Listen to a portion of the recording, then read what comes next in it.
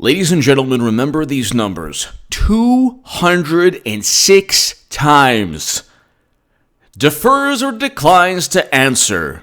The wonderful and amazing special counsel. 206 times. 206 times he was asked questions today, like, do you know who Fusion GPS is? Do you know who Glenn Simpson is? Do you know anything about the origins of the wonderful dossier used by James Comey and Clapper and Brennan, and all of them, to initiate a 10-month investigation, and also then to serve as the precursor, to initiate investigations that led to two intelligence reports, the ODNI and DHS reports that have warranty disclaimers. Like the wonderful John O'Brien stated, I don't do evidence, I do intelligence. I do intelligence. The ODNI and DHS reports come with warranty disclaimers that state, judgments should not be confused as fact. Such judgments, high confidence assessments might be wrong. So after 500 warrants, after 200 names unmasked, you have Mueller time. Mueller time, excellent. Mueller defers or declines to answer questions 206 times. 206 times. Unbelievable. This is CNN, by the way. Mueller deferred, declined to answer questions 206 times. CNN. Okay? CNN today. It's just unbelievable. And then Mueller refused, instead saying, I'm not going to try to explain that. I'm not going to comment. He didn't know who Fusion GPS was. He didn't know who Glenn Simpson was. These are the people that were outsourced, including Christopher Steele, by Madam Cyberhack, the Golden Muumuu, who is going to run again. Clinton's going to run again, and this is all for Clinton 2020, all of this nonsense. So he didn't know 206 times, and he couldn't answer basic questions. And when he tried to evade, he was horrendous at evading. He was dithering all over the place. He didn't know what was going on. And I don't mean to insult the guy, but sorry, when you plunge the country into 2 years of a Cold War Red Scare only because Democrats lost, that's it. It was only to save face, and it was to oust and frame a duly elected president. So you had Mueller like, what? What? I didn't know. Really? No. You don't say. Oh, no. Not friends. Okay, finally. We're friends. Fine. What do you want from my life? Were you friends with James Comey? We were acquaintances. I knew him from around the way. Were you friends with James Comey? Fine, we're friends. The guy doesn't let me live. He doesn't let me breathe, this guy. Yeah, we're friends. What do you want from me? It's like, he wouldn't, when he tried to circumvent questions, it didn't look like he had an understanding of what was going on. And then he states categorically that when Ted Lieu was like, oh, yeah, you would have indicted Trump if he was anyone else. Then he states categorically, well, that's not true. We didn't find evidence of a crime. So 206 times he couldn't answer questions, but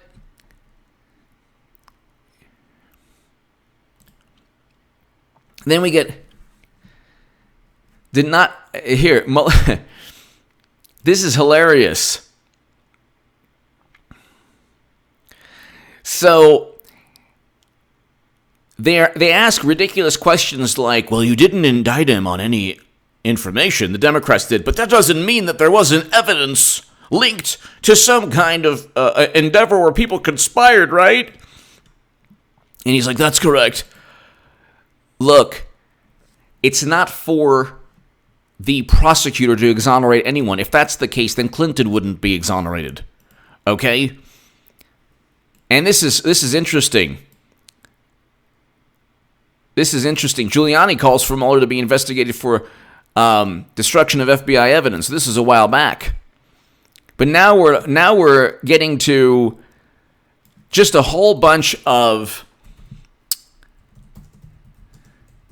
let's see, the Ted Lieu thing, correction to testimony about not charging Trump. So he goes, now before going to any questions, and so this is the one soundbite they really wanted, and then he just completely obliterates that one. Mr. Lieu said, and I quote, "You don't charge the president because of the OLC opinion. That is not the correct way to say it. As we say in the report and as I say in the opening, we did not reach a determination as to whether the president committed a crime. That means he didn't commit a crime."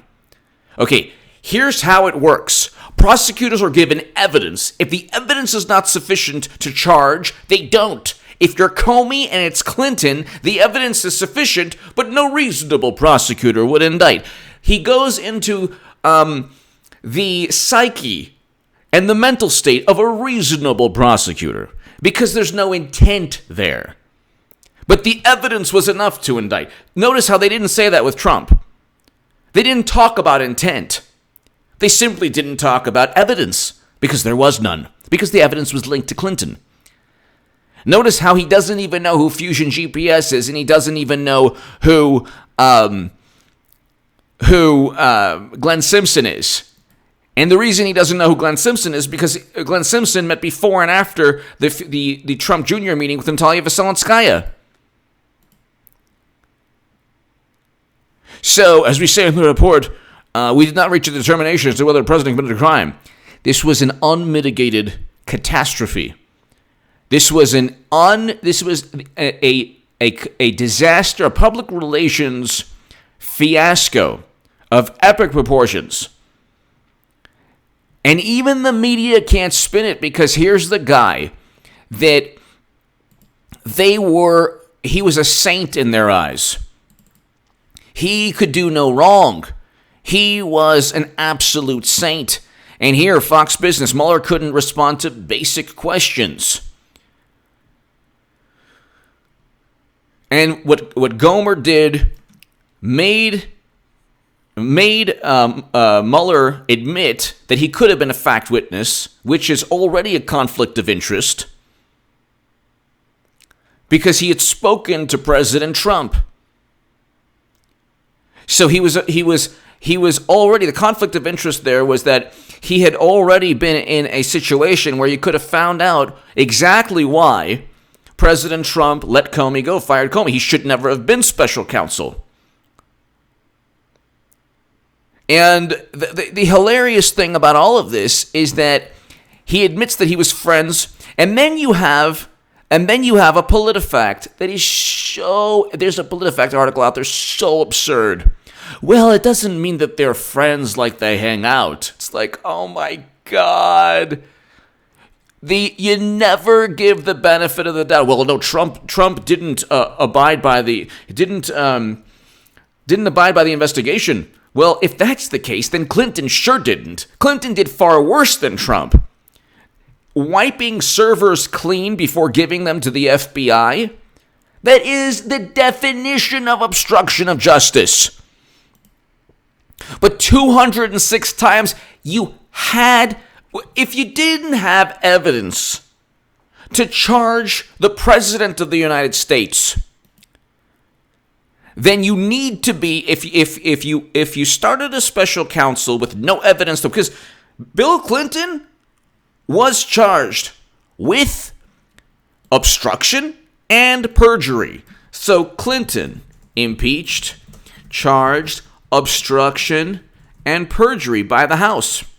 Why doesn't the House charged Clinton with attempting to obstruct justice? A second count of perjury. Bill Clinton obstructed justice, and he committed perjury. All right? Here you had a special counsel who could have indicted Clinton on those very things. And they chose not to. And the actual issue was not whether, like, Bill Clinton lied about you know what. Okay, I did not have relations. I did not have relations at all. Oh, that's that kind of relations. Oh, it's so ambiguous. I didn't know what you meant. Oh, perjury. But they said that Trump worked with Russia, that it was he conspired along with Putin to hurt poor Hillary, who's running again, and who's going to be the Democratic 20. Who do you think is going to be the 2020 nominee? Beto? After he consumes a bunch of soil? Who do you think? The cadaver? The exhumed body? The Botox one? Biden? No. Is Clinton the second president to be impeached, vowed to rejecting the first charge of perjury? This is Senate. Okay, so why don't they charge? Why doesn't the House charge Trump with obstruction? Because they know it's going to go right back. Notice that the impeachment articles of impeachment have never been about obstruction of justice. They've always been about, oh, he's a bad person, he says bad things. But House voted to impeach, and House 1998. Republican-led House voted to proceed an impeachment proceeding on charges of lying under oath and obstruction of justice. Okay, well, if you have the evidence, go ahead, go for it. They don't have the evidence. And 206 times Mueller couldn't find the words to answer questions, yet he was supposed to be the savior of the Democratic Party and protect us from this interference of a foreign power. When they interfere, look, they're very sly and they're not even that intelligent. They're like, oh, well, I don't know. Mueller literally stated he didn't know Fusion GPS and Glenn Simpson. He didn't know, he never heard of them. He wasn't familiar with them. Which is absurd. Because Fusion GPS and Glenn Simpson are all over the place. You have Nellie Orr working for Fusion GPS, who is married to the number 4 at the DOJ at the time, who gave the Steele dossier to the FBI and warned the FBI about the Steele dossier. You have Natalia Veselnskaya, who met before and after with Glenn Simpson, the Trump Jr. meeting. The whole thing was a setup. They wouldn't dare impeach Trump on obstruction. They wouldn't dare, because it would all go back to the Senate would then do a lot more digging and a lot more investigating. And already, Lindsey Graham wants to do another investigation on the Inspector General report and on this.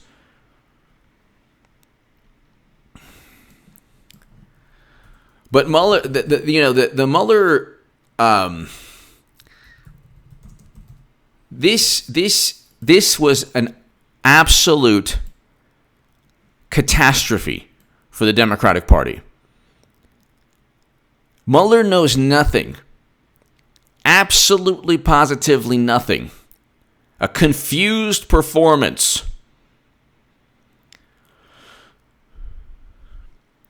And you have John Durham, who is just, using this and saying, okay, well, here we have proof that the United States government was utilized as an extension of a political party because the guy knows nothing. Bruce Orr's 302s and release House Intelligence Committee interview transcript.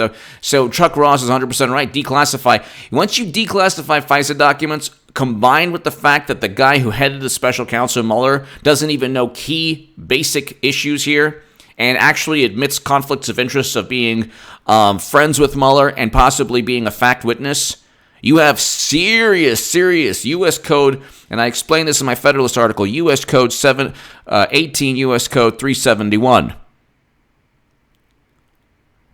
Read my Jerusalem Post article below in the pinned comment. Later tonight, I will do an epic live stream. Unbelievable, ladies and gentlemen. Absolutely unbelievable. This is just a complete... They must be mortified.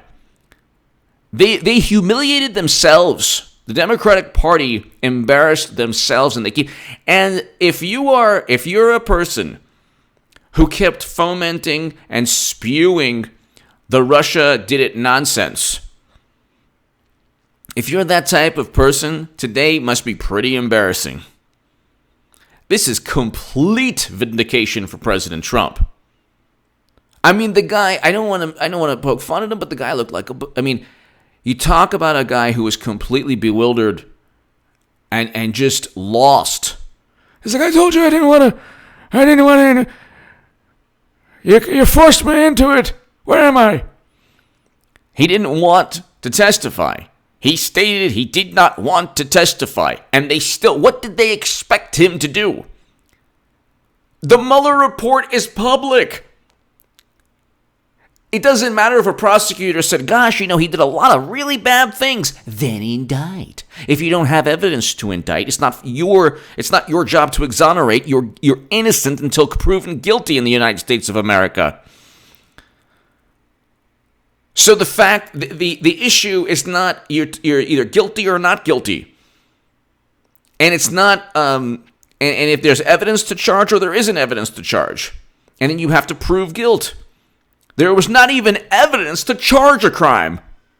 And then they say, well, he's not exonerated.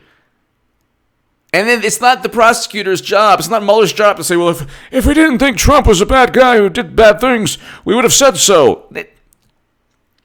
Where's the MAGA hat of the 19 Democrats? Give me a break. The whole thing was such an overt setup and scam. Give me your thoughts below if you want to share my voice long term. If you want to support my voice long term, my Patreon is below in the pinned comment. Check out my Jerusalem Post article on AOC. It's very, very important. It's in the pinned comment. Subscribe to HA2A. That is below in the pinned comment. Thank you so very, very